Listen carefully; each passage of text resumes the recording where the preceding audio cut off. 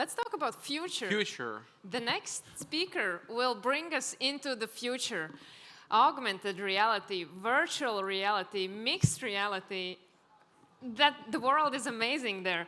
And we're going to step into it, and we're going to explore how these technologies, starting from artificial intelligence enhanced glasses with virtual reality fitness helpers, how these technologies can transform the way we act and behave in our everyday lives, how we use it for work, in healthcare, in art. So this will be exciting. This will be exciting, and the title of the keynote is FutureTense, Designing for a World Yet to Come.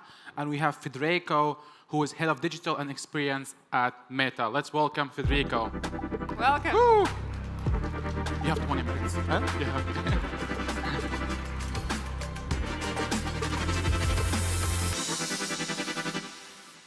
Let's go. So, welcome everybody. Thanks for being here. It's going to be interesting now in the next 20 minutes trying to give you an overview of what to do. I thought it was really cool to come to something called Tech Chill and have a sort of like retro theme that spells out how old I am. I know that some of you might get some of the visual here. Some of you, the majority of you will not, but that's okay. Spare with me, and probably you guys will learn something new and amazing. Who am I? So my name is Fede. As I do to everyone in the US, I say I'm Fede, like FedEx without the X, so it's easier to understand. I'm a designagist. It's a very unique, aka stupid word that I defined for myself. I thought, and I checked on Google, nobody has been using it. So I use it as a designagist because it's a combination of who I am. I'm a designer and also a strategist. So if you combine them together, it did make sense to me, and that's how I like to define myself. In my spare time, I work at Meta, and I'm the head of the digital experience and content. So what I do is I try to make the employee experience for all the Meta employee better every day. You can find me basically on anywhere that's on digital as Fedino82, and yeah, article, Medium, whatever, you name it. So if you guys want to follow up, have any question, please reach out. I don't bite. I'm not too scary of. Now, when I was asked to come here and do something at Tech Chill, I'm like, what can I do? I don't work in startup. I got mine. It's another story. Failed, in case you guys wanted to know. It was interesting. Got some interaction with Dolce & Gabbana at the time. It was trying to make the first smartwatch 15 years ago in a different way. But I was thinking, well, the power that you have when you want to create something new is that sometimes you want to be limited to the thing that you're building because you're an expert in that. So you feel so enamored and in love with what you do, and you think that your problem, your thing, everything that you're doing is going to be solving other problems for millions of people, and you'll probably even become rich. That is not always the case. I mean, I wish you that luck. But it's true that many people miss the opportunity of cross-pollinating. I work a lot with design, and the art of cross-pollinating is actually what makes things different. So what I was trying to do, and what I'm going to share with you in the next few minutes, is a lot of example of what the new reality brings, so you can get inspired. If anything, you can get back after 15 minutes and say, oh, I didn't know that, or I never thought about it. Maybe you can get out with your new idea for your next startup. Great, then I'll be happy. If not, hopefully you didn't waste the 15 minutes, and you can get a coffee. OK, VR, XR, and AR. I'm not here wasting any time describing what those terms mean. Virtual reality, mixed reality, augmented reality. You've seen it pretty much in many different times, many different examples. They are literally changing the way in which we live, digitally and also physically. So there are a lot of tools that we've been using to interact with the new reality. But also, there is something called AI, to which I use an example of something like flashing down here, that is making virtual reality, mixed reality, and augmented reality even stronger. There is one book that I would like to advise you that is called Our Next Reality. And it's very interesting because it talks about the convergence of anything virtual metaverse with AI. And the reality is that they're really cross-pollinating each other. Because when you think about building something that is virtual, you have something that is powered by AI. AI is kind of like infinite computing and much faster at doing what we do. So imagine building your own virtual world with something like AI that can create all those little items or background much faster than what can you do today. Let's go through a few examples of some practical application. Again, some of you guys might know. Some of them might be pretty new. Healthcare. This is probably, let's start with the basics. Healthcare is huge. We do have example of augmented reality on which I really want to highlight AcuVein. I don't know you guys, but when I have to do and get my blood work, I'm still scared as hell. And my first thing is like, are they gonna get the right point here? Or I'm gonna get poked by a lot of people like in many different places. I see some people are nodding. I know you're as scared as I am. So yeah, with AcuVein, you basically can put a layer on top on your arm or whatever and find the right place to stuck the needle.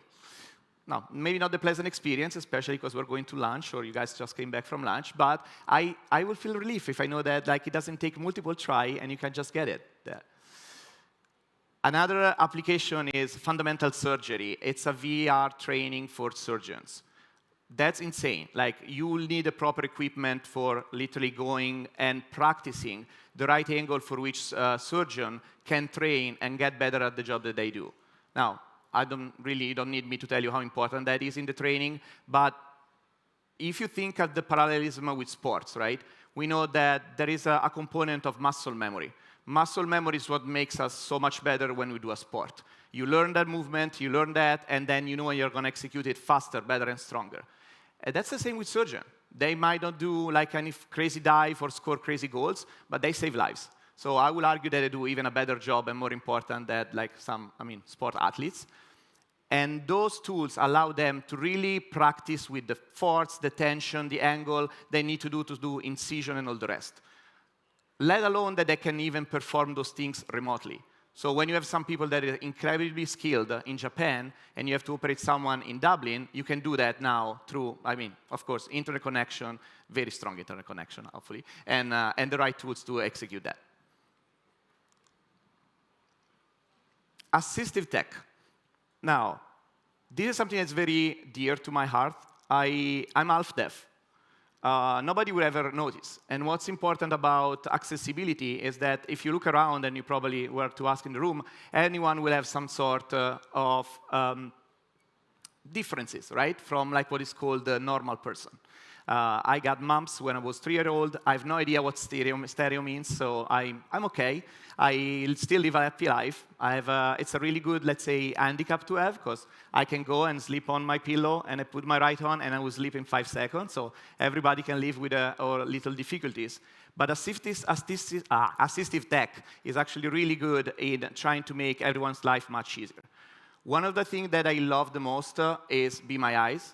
It's something that has been launched like several years ago for people that are visually impaired. You can call basically this service, and they're going to tell you what you see, and they're going to help you do whatever it is that you need. It's like having your personal assistant if you cannot see well.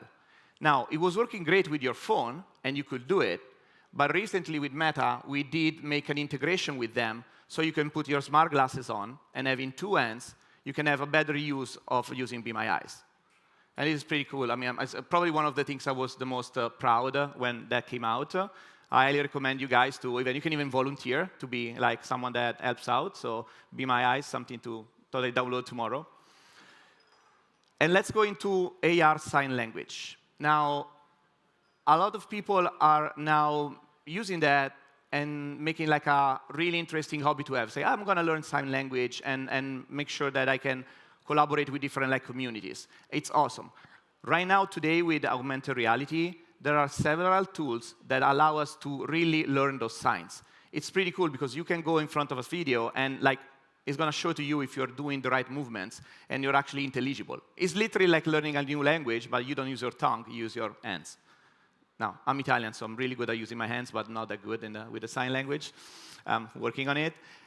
But let's bring it next level. The next level is you are not just learning with an augmented reality app, but you can have almost like a Google translator of you doing those signs. So let's say you've never done it in your life, and someone needs to communicate with you. You can use an app and can read those signs, and so you can understand and have a conversation. And I think it's very important because it breaks a barrier that doesn't exist.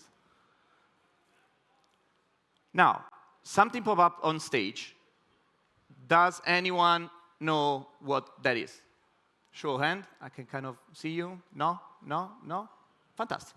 Oh, you know, you know. Don't cheat. Yeah, so we got a cheater here in the audience. So this is an EMG bracelet. This is something that was released by Meta together with Orion a few months ago.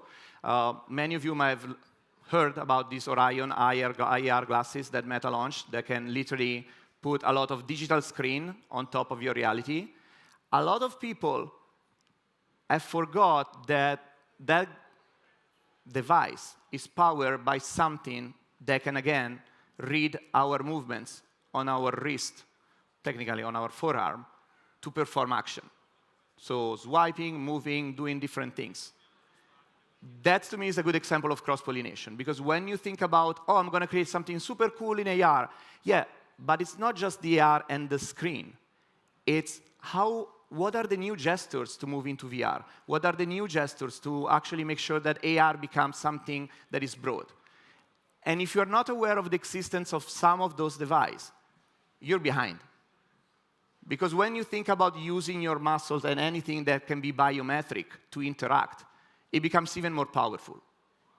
You have enhanced security, because it's something that's like on your footprint, right? So you can think about all those implications. And also, it's something that you mentioned the Neuralink kind of ish application before. It's going to make each one of our applications even stronger. So that is a tool that I recommend. I did write an article about EMG. You can find like the latest white paper or article on how that works. But it's really intriguing to know how we'll be using muscles or even thoughts to enter this new reality.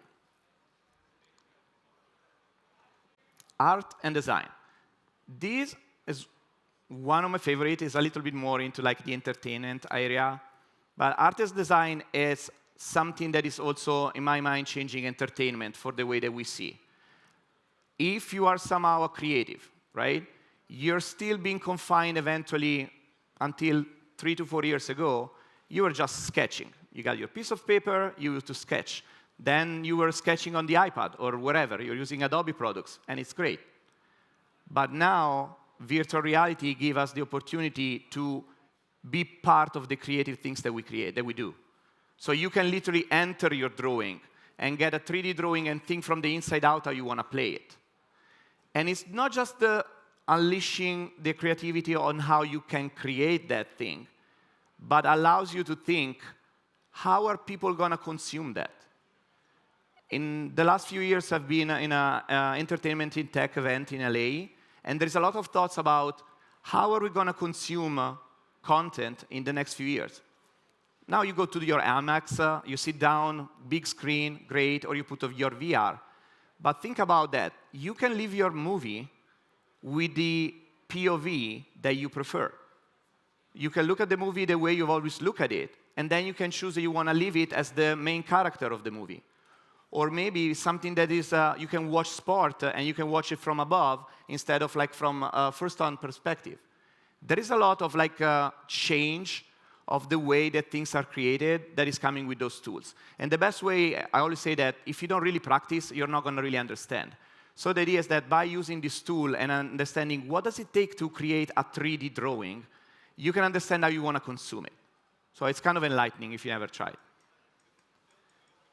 And so this one was like from our friends at Google, Tilt Brush. They created like this pretty cool tool. There is plenty of in any sort of any platform or marketplace. And also I wanted to highlight to you Adobe Aero. This is another tool of course, augmented reality, where you can use your iPad to turn something into life, right? So it comes off the screen. It's really useful like a museum. Kids go crazy about it because they can go and live the experience and they will go around and check everything. It's super cool. And these are one of the tools that I've seen the most impressive and the greatest like result when you turn them into something that you can almost touch. Now, this is definitely my favorite. Fitness. This is the one where I said, I think I found my niche on VR. I'm not that tall. I'm 179 centimeters. I still don't know how much is that in foot, because after 11 years in the United States, I still don't understand that, but kind of 5'11", at whatever. Like, we're good with centimeters here, right? So I'm not that tall, especially coming here to Latvia was a very humbling experience. Like, oh, cool, okay, guess. Hello, Giants. But I'm still trying to play beach volleyball. And one of the things that I wanted to do is, like, I want to try and play as long as I can. So what can I do when I don't go to the gym or I cannot be on the sand because, I got work to do, or maybe it's raining in California? VR blew me away. Now, this is like my honest opinion. Like, everyone is still asking, what's the silver bullet for VR, XR, AR? My personal opinion is that probably there's never going to be one, because it's so broad that each one of you will try what they like. Some people will love the entertainment. Some people will love to draw. Some people will love the social aspect. We don't have one. And I think it's pretty cool that way. We don't have all to be the same, and we don't have all to be blown away by the same thing. So fitness was my thing. I remember getting on this app called Supernatural, where basically you have like real song, and you can either punch objects, really satisfying, or slice, also satisfying. And I'm like, yeah, okay, I'll try it. I play under the sun a couple of hours every week, so I'm okay. I'm fairly trained. I put them on. I went straight into high-intensity mode because, like, why wouldn't I? And I start, and after 15 minutes, I sweat like a pig. I was like, I don't know what hit me. I don't know why I am so tired. This thing is really phenomenal. And that was 3 years ago. I don't think I've ever stuck with anything, even in a gym, for 3 years and a half. And that's why it was very revealing. So again, an idea is like cross-pollination, try the things, because only after you've been trying, you'll figure it out if something that works for you. Another cool application more in the AR space is this yoga coaching. It got very popular in India, Yoga. So again, this is really cool. Again, full disclosure, I suck at yoga. My flexibility is terrible. So I'm not even trying to learn, but I did a couple of times. And this is super cool because it tells you how you should do your movement. I don't even know the names. And so the AR is not only teaching you that, but then you can film yourself, and it's going to give you feedback on what's going to be the best way so you don't hurt your spine or do worst. That's very important, because if you've ever played some sport and you decided, oh, ChatGPT, give me the program so I can become the next Sylvester Stallone, or actually give me a program for becoming faster, it's great. And you have all the video that you want on YouTube to learn like a movement. But there is a huge difference when you get, for example, a personal trainer that tells you, hey, you don't have to do this way. You have to do it this way. And they move like 5 inches of your body, and all of a sudden you're like, dang, you're right, it's twice the amount of effort. So having an expert that tells you how to execute the movement properly in fitness makes a huge difference. And tools like Yoga will tell you how to do the movement in a way that are intended. So that's why something that was really interesting I wanted to share with you. I also popped out another device here to keep the cross-pollination going. We got our friends from Hora. I think it was like Harry here yesterday talking about the Aura Ring. Really cool, very minimal, that tracks everything on top of like Apple Watch and whatever we want. This is called Voyager. It's like one of the many things that you can put on yourself when you're in VR. Also very cool, because it brings an element of immersiveness into what you do. So if you're there and you're gaming and you're firing and you're like zombies or whatever, you get hit. And it's way more fun. But again, in terms of being inspired and cross-pollinating the idea, you just don't want to do a fantastic zombie game. Think about if that zombie can actually bite your leg and feel some pain, not too much maybe. Don't turn into a zombie, but having fun about it. And that's the opportunity of cross-pollination and where you can get better and better. Now, past those examples, hopefully you didn't know some of them and they were useful. This is the bonus track. Many of you are going to set up industries and companies, and I wish you guys to be incredibly successful. In this year, one of the questions that I've heard the most, and something that we've been discussing forever, is AI going to take my job? How should I evolve about technology? How can I make this better? I wrote another little article. I'll share it with you. I'll put this on LinkedIn. But basically, my focus is that there are some things that AI, at least for now, cannot replace. And I listed creativity, emotional maturity, critical thinking, adaptability, and fellowship. Those are things that when you are meeting your next investor, board member, team member, you might want to ask, do they have those? When you are hiring them and when you sit in front of them, check for those, because those are important. And as you're also getting people with new skills, a couple of them that I wanted to highlight with you are generative AI prompt design and AR and VR design. Now, the AR VR is pretty obvious. It's using Unity. There's a lot of software that you can use to go from the 2D to the 3D. It's a pretty unique skill. The prompt design is also something that is highly underrated, because it goes beyond the typical hacking, and it's much more into understanding what is the best AI agent or tool to get to my goal. Now, before I leave you, this is my favorite slide. I don't know how many of you knows like what are those GIFs moving there. But 3 things I wanted to leave you with is like, 1, don't be fixated. So love, love, love cross-pollination. Hopefully you get some inspiration on what to do, and you'll be more open to check what's going on in the world, and now you can make your product even better. Look dumb. I think I do an excellent job at looking dumb, even today probably, and it's always good to look dumb. If you do something new, people will look at you and say, oh, this thing is really funny. Cool. Be funny, because it's the best way to make great products.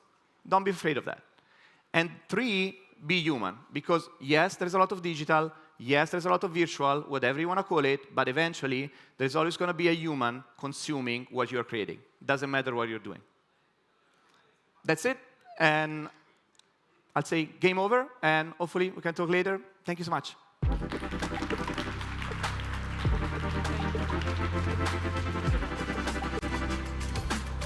Thank you so much, Federico, for such an insightful keynote. The more we see AI, all these things, we see that AI, like everyone needs AI assistant and all these things. But from this keynote, I learned that actually, if you have AI and then you mix it with VR, XR, and other things, then you actually have a personal assistant, or you can have learning assistants. And of course, AR, XR, VR, AR, all of them are disrupting lots of fields, especially the medical ones, which I saw so many solutions are actually building these VR tools, which you can study the human body, and you can actually be a surgeon and see how we humans are being built.